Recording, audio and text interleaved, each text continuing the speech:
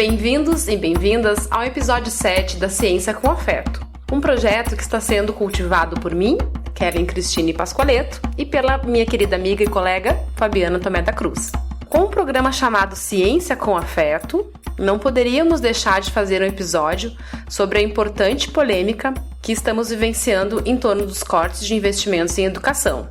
Para refletir e problematizar as consequências relacionadas aos cortes em recursos destinados às universidades públicas e aos institutos federais, neste episódio, contamos com a participação da professora Andrea Meiners e do professor Marcelo Kunrat, a quem, desde já, muito agradecemos pelas entrevistas que nos concederam, nos possibilitando ampliar olhares sobre esse tema.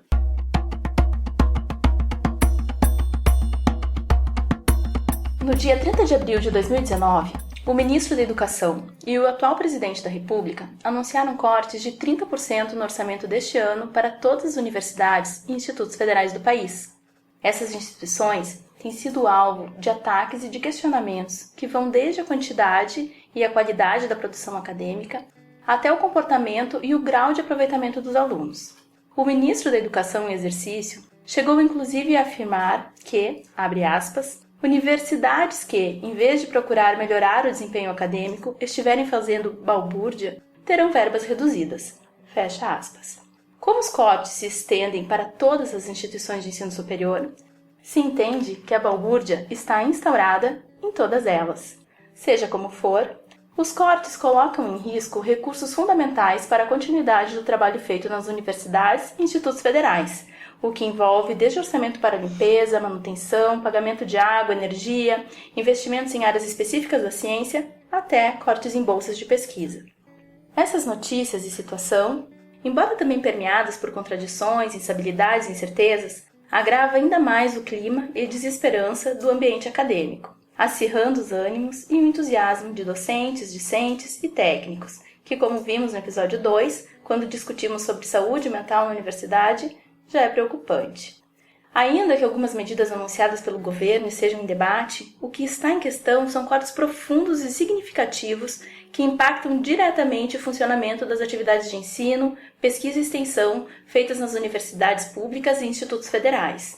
Como consequência, no dia 15 e 30 de maio e no dia 14 de junho deste ano, em 2019, ocorreram manifestações em todo o país, envolvendo o grito de manifestantes que respondiam em defesa de toda a educação, incluindo o ensino fundamental e médio, e não apenas a educação em universidades públicas e institutos federais, que, em um primeiro momento, estavam sendo alvo direto dos cortes anunciados pelo governo. Assim, professoras, professores, estudantes, técnicas e técnicos e a sociedade civil em geral se uniram para, juntas e juntos, lembrarem que a educação é sim um importante valor no Brasil. Mas se a educação é um importante valor, o que realmente implica os cortes anunciados? O que a educação, especialmente aquela proporcionada nas universidades públicas e nos institutos federais, representa para o Brasil? O que de fato está por trás destes cortes? Para começar a aprofundar essas reflexões, nós vamos ouvir agora o que a professora Andrea, do Instituto Federal Restinga, no Rio Grande do Sul, tem a nos dizer sobre isso.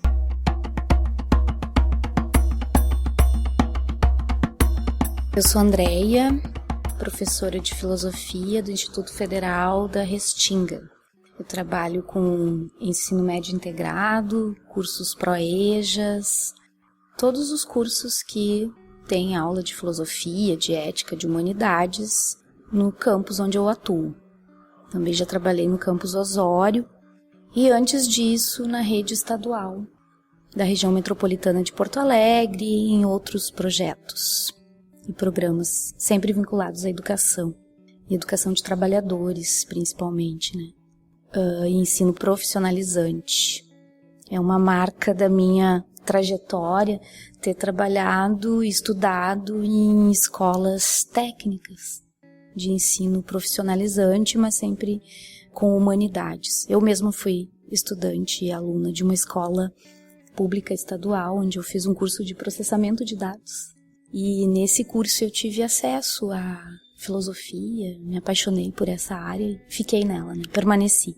Então acho que muito do que eu hoje sou como profissional é também resultado dessa trajetória e que teve inspiração nos meus professores e nas universidades por onde eu passei, que é a Unijuí e a URGS.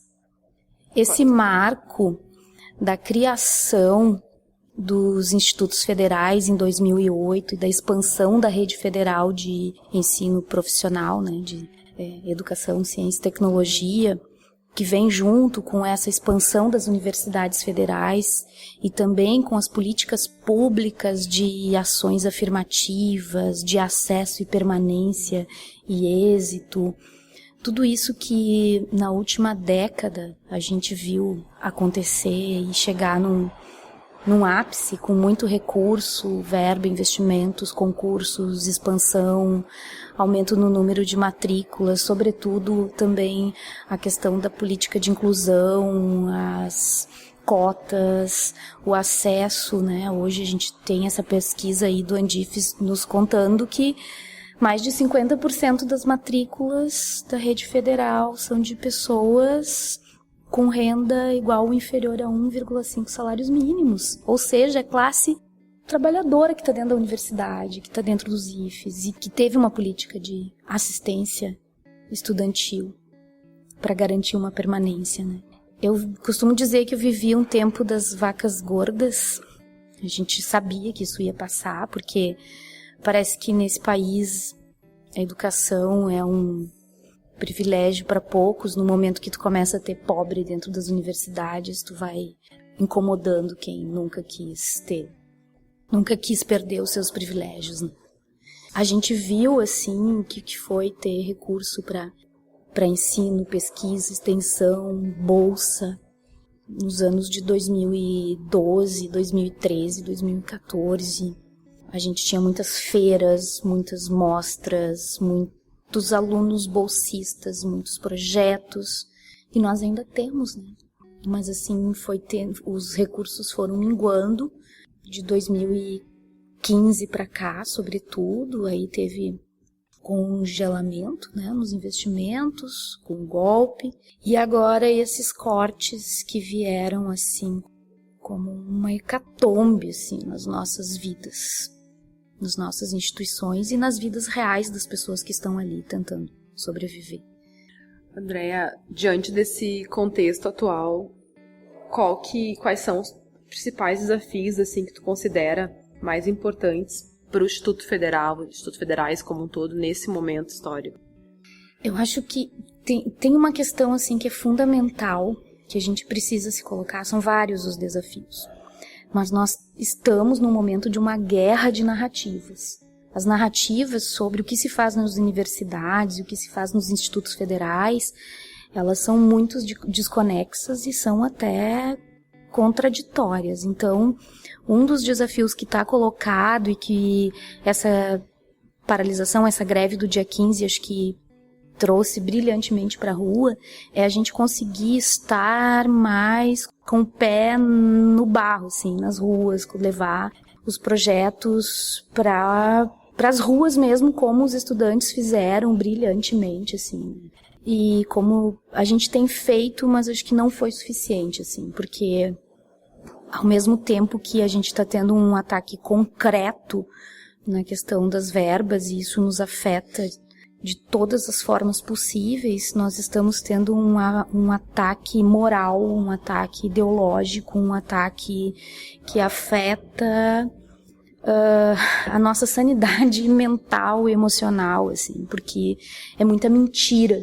Tem muita fake news rolando e ao mesmo tempo em que a gente está colocando assim, tudo que a gente faz, né, mais de 90% das pesquisas são feitas nas universidades. No IFE também se faz pesquisa, se desenvolve projetos fantásticos de extensão e a gente tem estudantes, professores ganhando prêmios maravilhosos no mundo todo, assim, sendo reconhecidos tanto pela imprensa nacional como internacional. E que aí, quando isso é publicado, tu vai ler os comentários e, né, foram minhas alunas, né? A Juliana Stradiotto foi minha aluna, acabou de ganhar mais um prêmio, a nossa representante, a primeira estudante brasileira, jovem cientista, a representar o Brasil. E eu sei quem ela é, eu dei aula pra ela, eu sei que ela é brilhante em humanidades também, e aí tu vê os comentários, essa aí sim tá fazendo valer o investimento em exatas, por exemplo, né? Não, ela é assim porque ela teve também uma formação integral, uma formação cidadã e humanística, e esse é o nosso diferencial, e é isso que faz com que os estudantes dos IFES sejam muito bem avaliados, por mais que se critique essas provas nacionais. Então, acho que além de existir, resistir, sobreviver com todos esses cortes e lutar contra isso e denunciar isso, é preciso fazer frente a essa guerra de narrativas, assim, desconstruir essas fake news, desmascarar essa mentira toda sobre as universidades. Porque isso tem um propósito, né? É desmantelar de todas as formas possíveis, moral e concretamente com as verbas, para vender plano privado de educação, para vender bolsa, para ter lucro. Enfim, restringir o acesso, né, como um todo. E o que na prática representa esses cortes de investimento nos IFES hoje, assim? O que já consegue se sentir que está acontecendo hoje enquanto desafio da vida real, assim, já está se percebendo mudanças negativas a partir dessa modificação, ou pelo menos esse anúncio, né, dos cortes e congelamentos de investimento? Nossa, muitos. Nós já estamos sentindo na prática, sobretudo, assim, o corte ao pagamento de bolsas de ensino, pesquisa, extensão e monitoria, que são estudantes que trabalham nos projetos que a gente desenvolve, que recebem uma bolsa de 200, 300, 400 reais, mas numa periferia como onde eu trabalho, na Restinga, essa verba faz muita diferença na vida de uma pessoa. A alimentação decisivo, do dia, né? É decisivo, é o transporte, realização de visitas técnicas, né? Porque isso são questões que dão a qualidade da nossa educação, né? A excelência do ensino profissionalizante dos IFES, mas desse ensino que tem sido destaque aí, né? Mundialmente.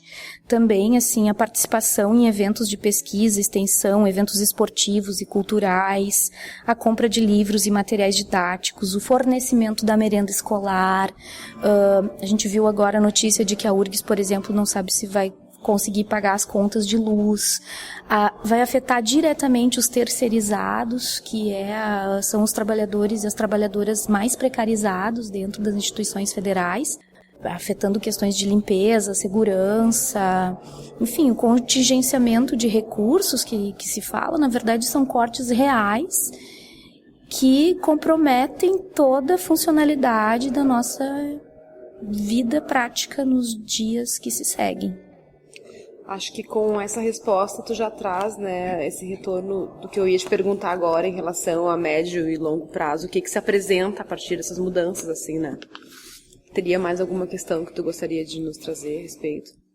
Eu acho que a palavra de ordem, assim, que está colocada nos IFES e nas universidades é a resistência unificada de todos os segmentos. A gente tem visto o ressurgimento aí, não é ressurgimento, né, mas o movimento estudantil vindo com muita força, e isso tem sido muito legal, porque os estudantes têm feito essa defesa e estão conosco, estamos juntos. A gente tem aí 2 datas, o dia 30 e o dia 15, como momentos, assim, decisivos e emblemáticos, como foi o dia 15, mas a gente espera que aconteça, que o governo volte atrás, né? Porque senão a gente não tem condições, assim. Acho que a gente está apostando nisso, nessa resistência, nessa denúncia, para que o governo volte atrás e a gente consiga, pelo menos, terminar o ano letivo com dignidade, né? Que senão, assim, nosso futuro é duvidoso. A gente não sabe se a gente consegue terminar o ano letivo. Dia 21 de maio, terça-feira, aconteceu aqui na Assembleia Legislativa do Rio Grande do Sul uma audiência pública para debater os cortes na educação. E aí teve a presença dos deputados, apoiadores da causa, os reitores das universidades e dos institutos federais do Rio Grande do Sul, entidades sindicais, estudantis e do Ministério Público Federal. Também participaram esses representantes sindicais, inclusive o sindicato do qual eu faço parte, que é o Sindoif, uma seção do Andes, que representa aqui os 7 campi da região mesometropolitana do IFRS. E esse sindicato é um sindicato novo, né? Vai fazer 2 anos que a gente fundou essa seção e tem sido muito combativo, muito importante nessa luta, nessa frente de resistência, né? Além dessas denúncias todas que está se fazendo, sempre se traz, né, os dados referentes à educação pública federal que precisam ser divulgados e precisam ser considerados nessa guerra de narrativas. Vários veículos de imprensa têm noticiado, feito ótimas reportagens sobre isso, e depois eu deixo aqui o link de alguns em especial para quem quiser maiores informações. Nessa entrevista da professora Andréia, entre as várias questões que ela nos traz e que muito me emocionam, 2 delas eu gostaria de comentar. Bom, a primeira se refere à ameaça de diminuição e riscos de continuidade da tão recente expansão dos nossos institutos federais pelo Brasil, né, pelo nosso país. Se a gente pegar os dados do MEC no portal da Rede Federal, a gente pode verificar que de 1909 a 2002, a gente está falando em mais de 100 anos, foram construídos 140 escolas técnicas no país. E se a gente pegar de 2003 a 2016, o Ministério da Educação concretizou a construção de mais de 500 novas unidades, referentes ao plano de expansão da educação profissional, o que totaliza 644 campi em funcionamento. Então, acaba sendo indiscutível a gente reconhecer a importante expansão dos institutos federais nesses últimos anos, né? Totalizando 38 institutos federais presentes em todos os estados, oferecendo cursos de qualificação, ensino médio integrado, curso superior, de tecnologias e licenciaturas. Bom, essa rede ainda é formada por instituições que não aderiram aos institutos federais, mas que também oferecem educação profissional em todos os níveis. E o segundo ponto que eu gostaria de frisar se refere ao destaque sobre o prêmio que a aluna do Instituto Federal de Educação do Campus Osório, a Juliana Stradiotto, ganhou na maior feira de ciência do mundo na categoria Ciências Materiais, no Arizona, nos Estados Unidos, em maio deste ano.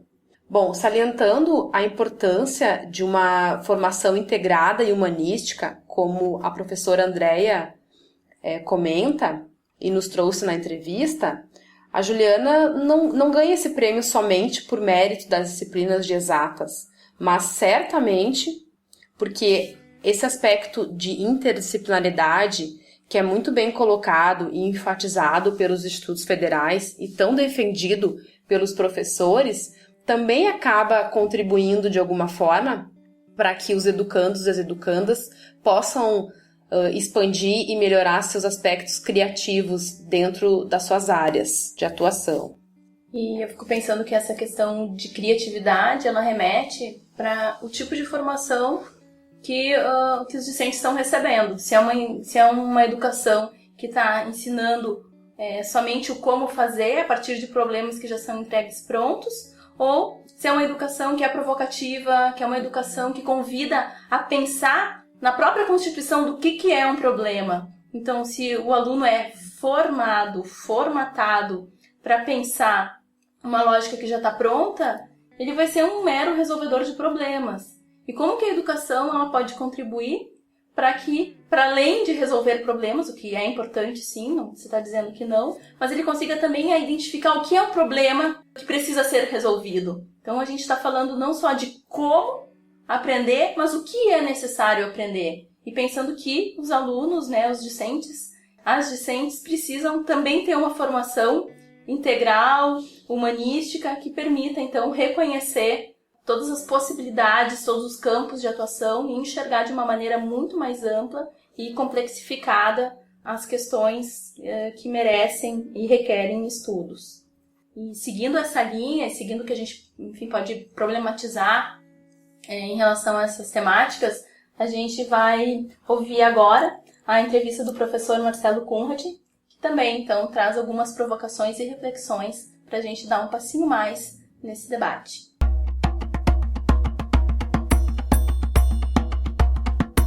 Sou Marcelo Conrad Silva, sou professor do Departamento de Sociologia desde 1999.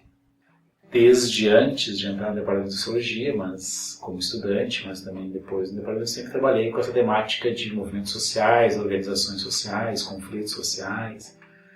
E posteriormente, quando movimentos sociais começaram a entrar, né, na formulação, na implementação de políticas públicas, também do sistema de políticas públicas, de participação institucional.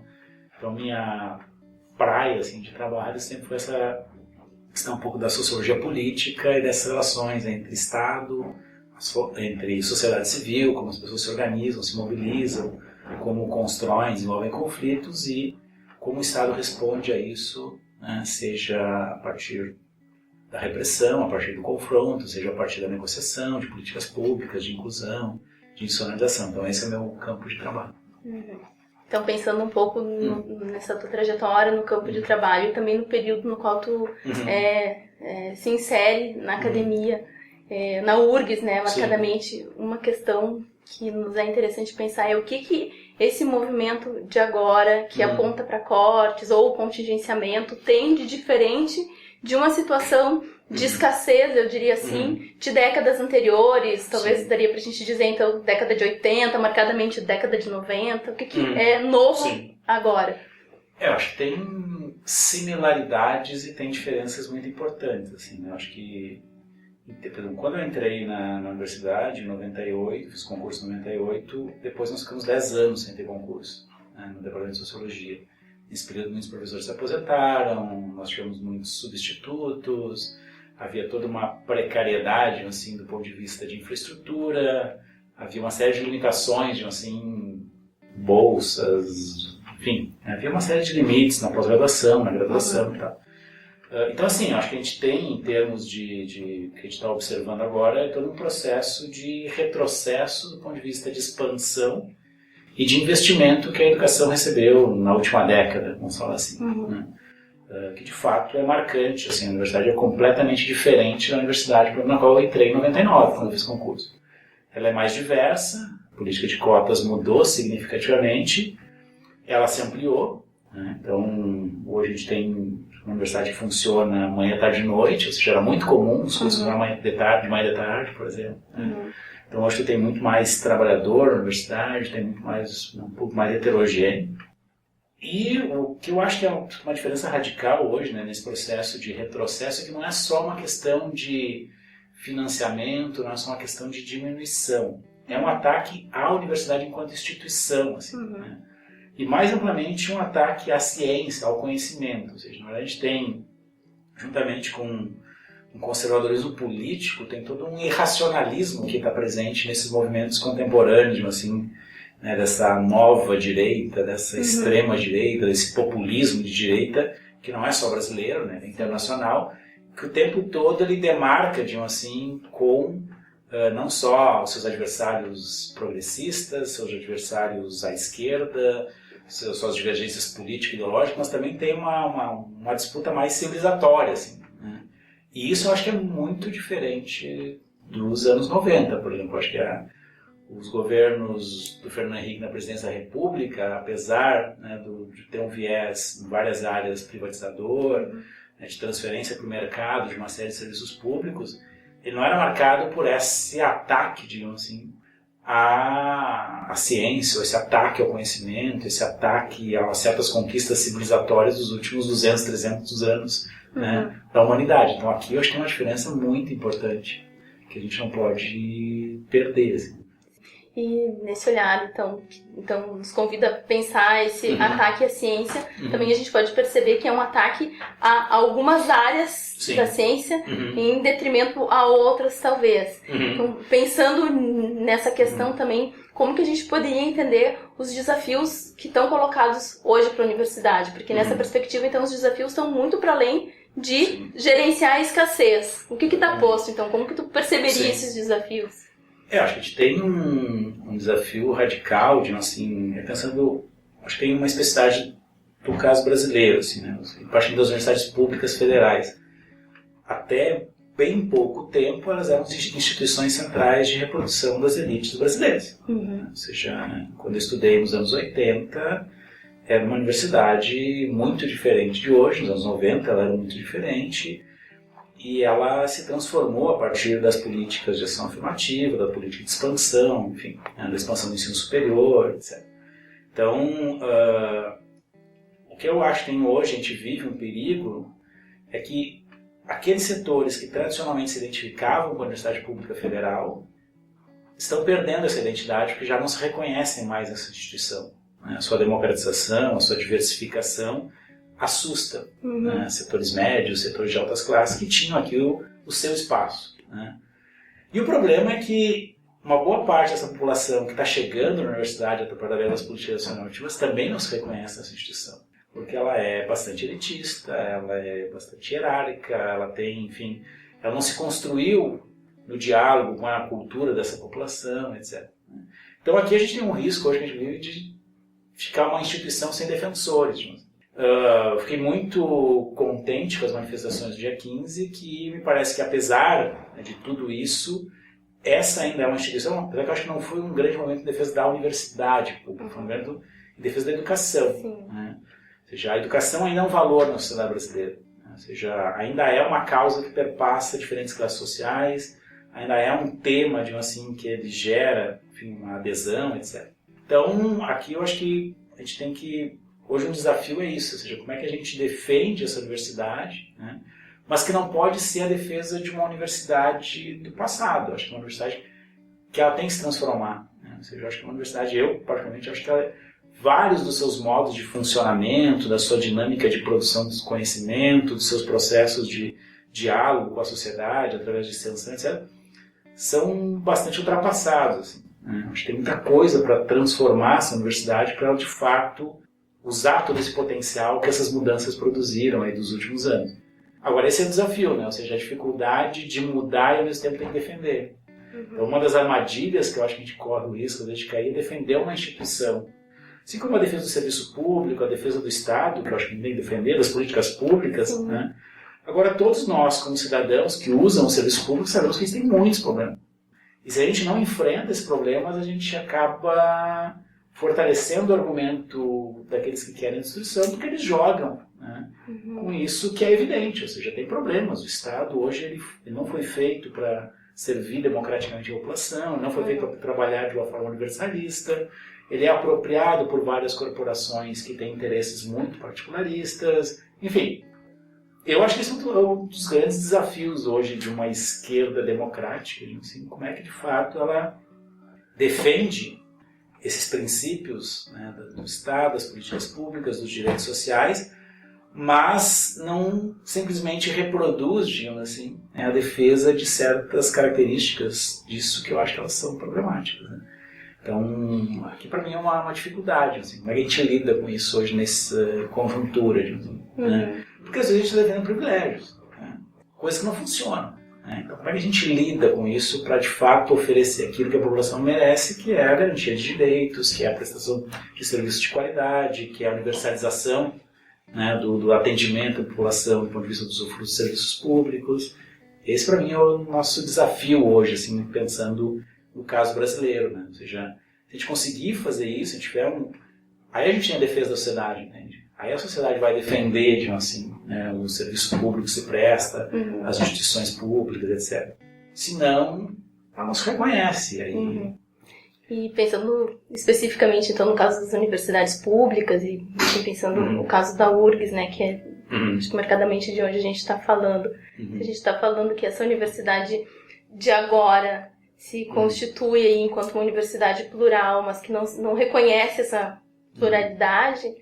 Como que, talvez, do ponto de vista individual, como seria construir essa coesão, essa identidade que se afirma por meio da pluralidade, enfim, como percebe? Assim, todos nós trabalhamos com ciências sociais, temos que mudar instituições, é difícil. Né? Ou seja, instituições, por vários motivos, elas tendem a reproduzir suas práticas tradicionais, seus valores, formas de funcionamento, rotinas, etc.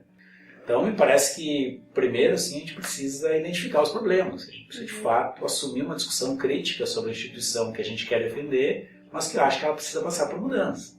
E, de outro, é um processo político, ou seja, ele envolve, né, efetivamente, criar espaços, processos de discussão, de reflexão e tal. O problema é que momentos de polarização política, problemas de alta conflitualidade, eles são difíceis para fazer esse tipo de reflexão. Porque muitas vezes a defesa do que existe se impõe sobre a discussão do que deve mudar, entende? Sim. Então, às vezes o risco de abrir uma discussão crítica, né, de reflexão sobre a universidade, sobre a URGS em particular, que a gente está conversando sobre ela, no momento que ela está sob ataque, às vezes corre o risco ou pelo menos é lido como dar munição para o adversário, né? Mas, ao mesmo tempo, eu acho que não há muita saída, entende? Porque eu acho que se a gente quer, de fato, construir uma grande mobilização social de apoio, de defesa dessas instituições, defesa da URGS, que é uma instituição extremamente importante, assim, no Estado, no país, né, internacionalmente e tal, a gente precisa, de fato, atacar, né, esses gargalos que hoje dificultam, né? Por exemplo, a questão do ingresso hoje dos alunos cotistas. É um problema muito grave, ou seja, no ano passado eu era professor de uma turma de alunos calouros do primeiro semestre, e tinha alunos entrando até a 5ª semana de aula, né, porque os processos estavam todos atrasados, alunos com matrícula precária, não sabendo se iam poder continuar ou não, ou seja, então isso cria um problema, uma tensão entre uma instituição que se abre, mas, ao mesmo tempo, os alunos que estão chegando numa instituição que é estranha para eles, que é fora do seu universo, a gente tem muitos alunos que é a primeira pessoa da sua família, né, do seu meio social, que chega nessa instituição, e ele é recebido por um processo como esse, então se sente excluído, se sente não valorizado, não há um acolhimento, enfim. Então, eu acho que a gente tem que criar processo que a gente identifique os problemas e a gente ataque esses problemas institucionalmente, individualmente também. Acho que também tem uma questão de postura, individual perante isso, ou seja, obviamente que toda essa conflitualidade político-social que tem na sociedade tem na universidade. Tem pessoas que são contra a sua democratização, tem pessoas que são contra essa pluralidade, essa diversidade que está aqui dentro, tem pessoas que, enfim, ou seja, faz parte do jogo. É uma instituição plural, né? Também nos seus professores, nos seus valores. E essa é uma disputa política a fazer internamente na universidade, dentro do sindicato de professores, dentro, enfim, dos espaços de representação, ou seja, a gente está disputando uma concepção de universidade, e é legítimo que tenham outras posições.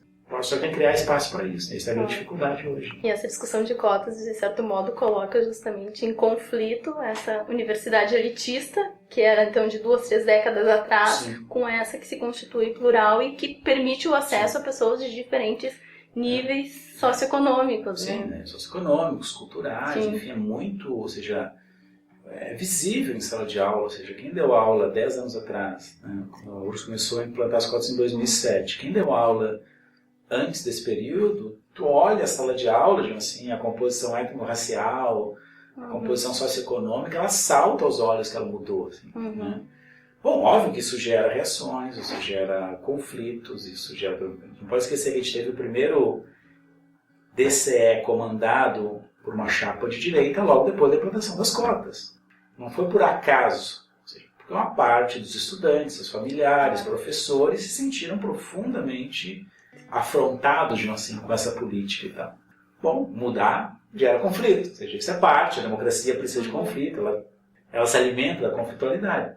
Agora, como é que nós vamos processar isso internamente, como nós vamos processar isso politicamente na sociedade, como nós, professores, vamos participar do debate público na sociedade, né, para além dos muros da universidade, disputando essas concepções, esse é o nosso grande desafio, né? De um certo modo, todo esse debate ele está muito associado à questão dos cortes ou do contingenciamento. Mas a questão é muito mais profunda e o que está posto é uma tensão político-ideológica, enfim.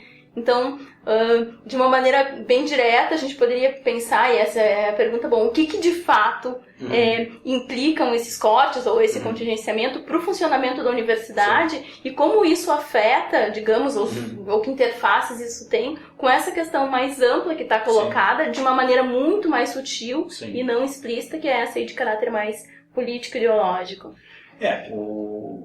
Os cortes, de fato, eles são dramáticos, né? Você já tinha uma realidade com a aprovação da PEC, mas condena 20 anos de restrições, enfim. Já era, né, todos os cenários que foram construídos naquela época já indicavam que esse período seria um período de muita dificuldade, muita restrição e tal, né? Então, os cortes já vêm sobre uma realidade que já era de restrição, que já era de diminuição de recursos. Então, de fato, assim, os impactos, as avaliações que reitorias, né, as administrações têm feito em universidades, é que isso inviabiliza economicamente a universidade tal qual ela existe, né? Ou seja, ela só seria viável se ela retrocedesse, se ela diminuísse, se ela, enfim, restringisse suas ações. A gente deveria ter um processo de involução para que ela se adequasse a esse novo contexto, ou seja, evolução do trabalho que se faz do ponto de vista do ensino da pesquisa, da extensão, ou seja, ela precisaria reduzir, né, para poder dar conta. Ou então, né, que é uma alternativa que é jogada às vezes, buscar no mercado os recursos para complementar o seu orçamento, tá? Então, para algumas áreas, eventualmente, isso seria um caminho viável, mas, obviamente, é um caminho restritivo, porque, obviamente, o mercado ele vai financiar atividades que são diretamente ligadas aos seus interesses econômicos, produtivos, financeiros. E uma boa parte do que se faz na universidade, não só nas áreas de ciências sociais, mas nas áreas exatas, enfim, é pesquisa que, na verdade, não se traduz automaticamente em tecnologia, em aplicação, enfim, né? Existe uma série de mediações entre o que se produz de conhecimento, né? Então aqui parece que não é saída para a universidade, né? É outra coisa.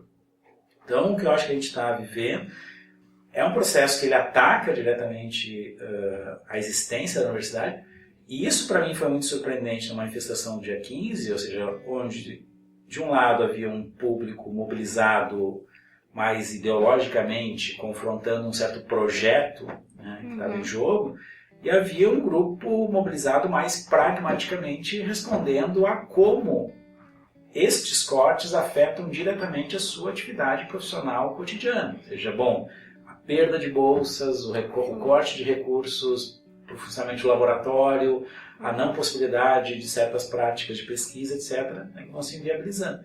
Então, aquela grande força daquela mobilização do dia 15, eu ver que ela é uma convergência de vários interesses, né? Como é qualquer grande mobilização, né? O desafio, ao meu ver, que está colocado é trabalhar esse público mais pragmático e imediatista que se mobilizou, mostrar que isso não é simplesmente uma questão pontual e imediata, ou seja, é um projeto que está disputando uma concepção de universidade que será assim, ou seja, é uma universidade que não vai investir em pesquisa pura, que não vai alocar orçamento, que não está preocupada com expansão, com universalização, que não está preocupada com democratização, enfim, ou seja, então, acho que esse é o nosso grande desafio também, né? Ou seja, do ponto de vista de construir, de fato, uma frente de resistência a um projeto que ele vai muito além, claro que a face mais imediata e visível é o financiamento, mas ele vai muito além de uma questão de financiamento, tem uma questão de concepção aqui de universidade, né?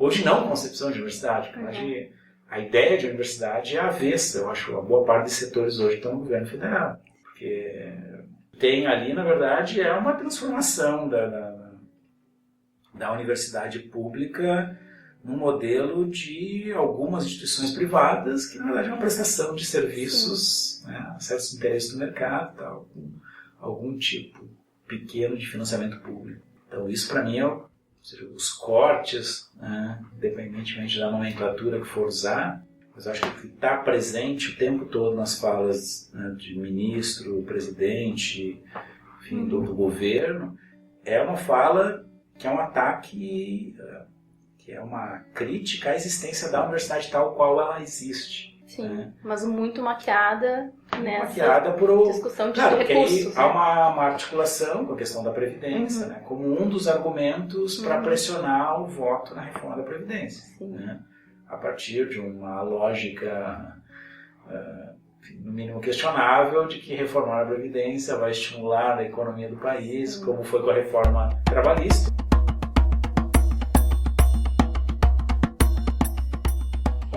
De uma maneira bastante alinhada às questões que a professora Andréia já tinha apresentado, o professor Marcelo reforçou, problematizou e aprofundou esse debate. E me parece que na fala dele, o que fica bastante evidente, bastante explícito, é essa discussão que aponta, bom, mas e aí? O que está efetivamente por trás dos cortes de recursos para a educação e marcadamente para a educação em universidades públicas e institutos federais?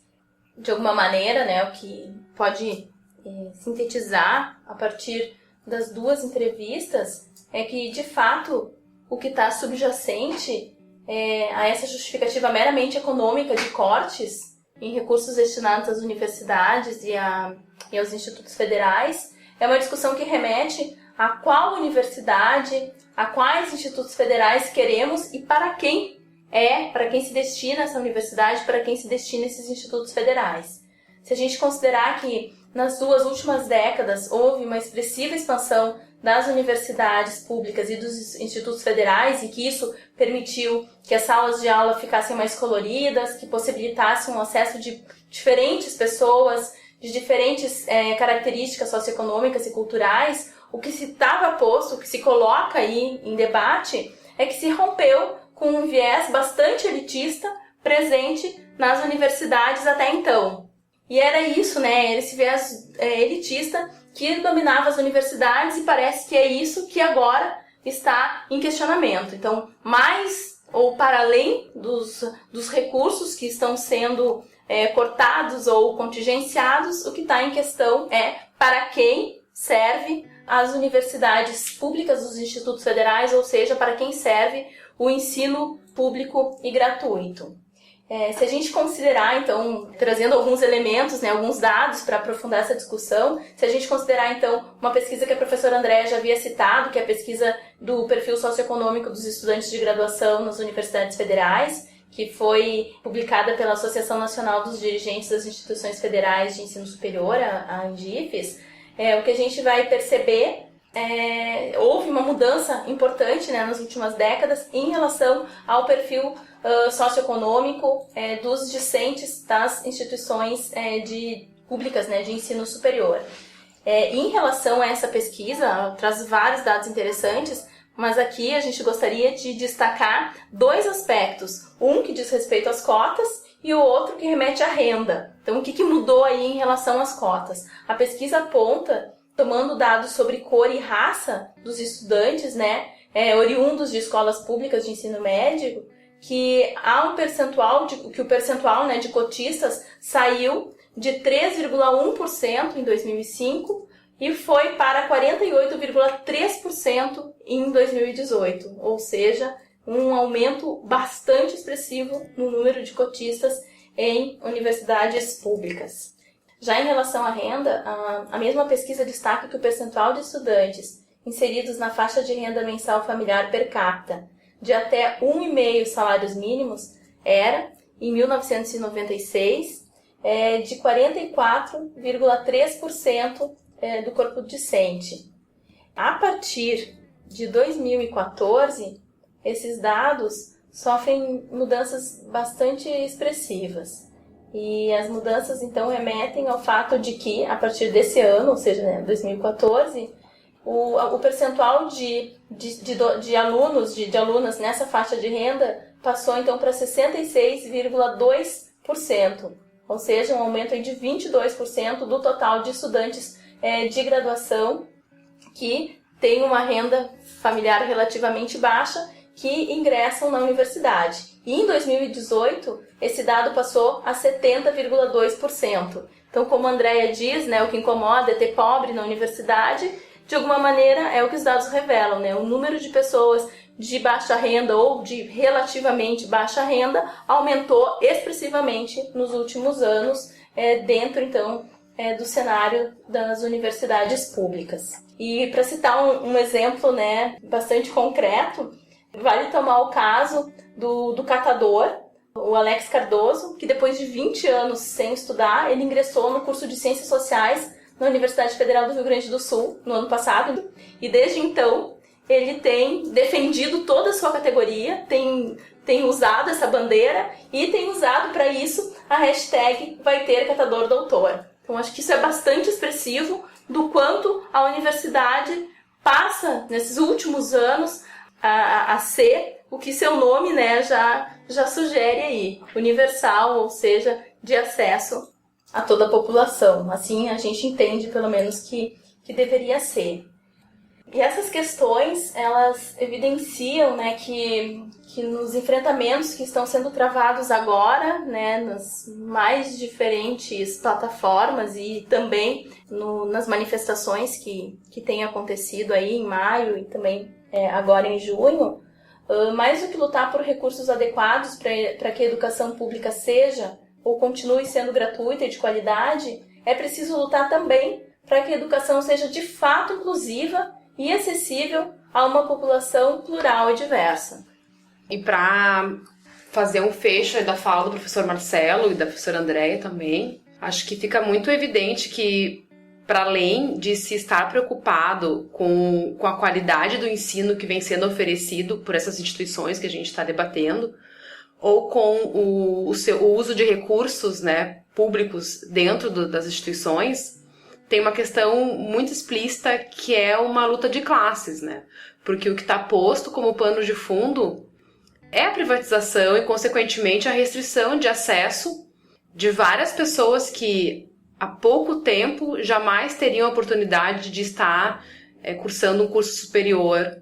O seu lugar era restrito a trabalhos e serviços que possivelmente são menos remunerados ou que têm um status, né, de não ser um espaço pensante, assim. Então, enquanto que essa perspectiva fica bastante evidente, principalmente quando a gente pensa na vinculação que está sendo feita também sobre voltar atrás dos cortes, se, por exemplo, a reforma da Previdência for aprovada, né? Então, o que está em curso? Qual que é o debate que está se fazendo? O que de pano de fundo se tem nessa discussão, né? O que seria um outro episódio nosso, né? Pensar a questão da reforma da Previdência. Mas, em ambos os casos, tanto da reforma quanto no corte de investimentos na educação, que a gente vem acompanhando, e nesse episódio a gente está falando aqui das universidades e institutos federais, mas a gente pode estender a discussão também para cortes que a gente vem acompanhando na educação básica também. O que está por trás desse debate acaba sendo, na verdade, restringir acessos, né? E quem que acaba sendo prejudicado é a classe trabalhadora, a menos favorecida nesse cenário. E acho que esse é um debate que não pode ser esquecido. Então, não é neutra essa discussão. Ela tem lados, né? Ela está sendo muito bem arquitetada e acho que é importante, assim como nesse episódio, a gente poder trazer algumas outras informações que nos ajudam a refletir sobre.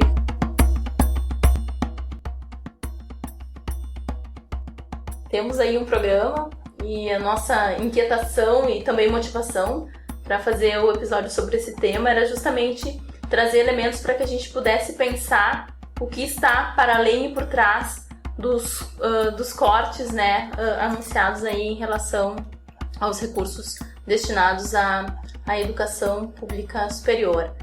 E com certeza as entrevistas com a professora Andréia e com o professor Marcelo nos trazem vários elementos, respondem parte das inquietações, mas evidenciam que a luta ela está apenas em seu início e que sim traz um viés ideológico e que precisa de um grau de politização e que esse grau de politização não remete a uma polarização, mas remete sim ao entendimento da complexidade do que está posto e remete a gente pensar, enquanto sociedade, o que a gente quer enquanto sociedade, que país a gente quer. Um país que siga sendo um dos países mais desiguais do mundo ou um país que com todo o seu potencial, com todos os seus recursos, consiga cada vez mais, de uma forma alinhada com o que ele diz ser uma democracia, trabalhar em prol da diminuição das desigualdades e de processos inclusivos de desenvolvimento. Talvez uma questão que a gente possa deixar para reflexão: que educação, para que e para quem servem as nossas instituições de educação? É isso, que essa reflexão inspire e provoque ainda mais a nossa incidência nesse cenário que é de educação, mas é, acima de tudo, político. Até logo!